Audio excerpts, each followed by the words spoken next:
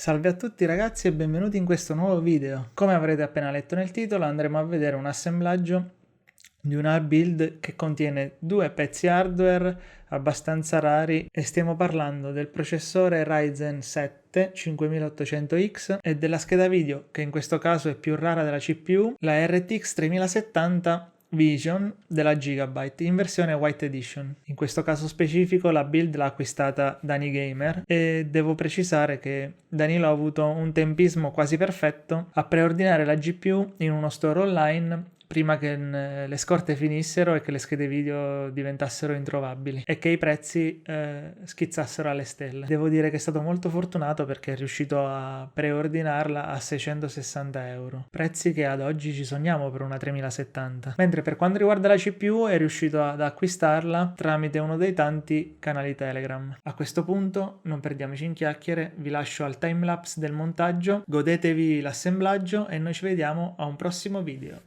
Ciao!